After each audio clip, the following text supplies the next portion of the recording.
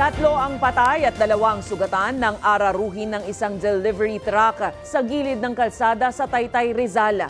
Batay sa investigasyon ng pulisya, nakatulog ang truck driver dahil sa sobrang puyat at kulang sa pahinga matapos ang dire-diretsyong trabaho. Ang balitang A to Z ni Kim Salinas. Makaipon-ipon ng pera para mag-aral siya ulit.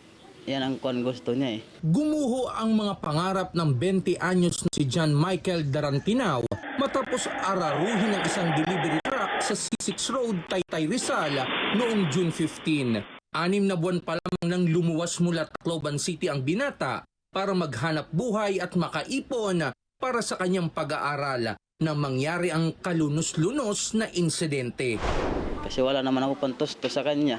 Ayun, wala rin. Nasagasaan pa. Kasi gusto ko iuwi yan eh. Kasi nandun yung kapatid niya, 3. Sabi niya, Papay, uwi ka dito si Kuya. Gusto nila makita. Ayon sa ama ng biktima, excited pa naman ang kanyang anak na magdiriwang ng kanyang kaarawan sa Lunes.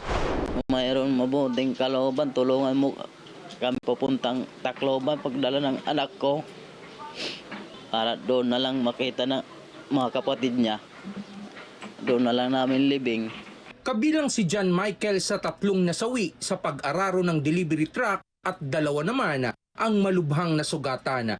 Sa investigasyon ng Taytay Municipal Police Station, Bali po yung driver accordingly, 3 days na pong naglalagari ng trabaho dahil siguro po maraming pangangailangan. Yung driver po ay nakatulog po siya. Ngayon, tumama po siya o bumangga sa isang junk shop kung saan nandun po yung mga biktima.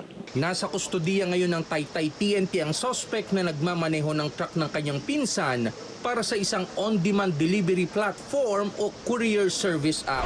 Nagda-drive po ako, bigla po akong nakatulog napikit po ako.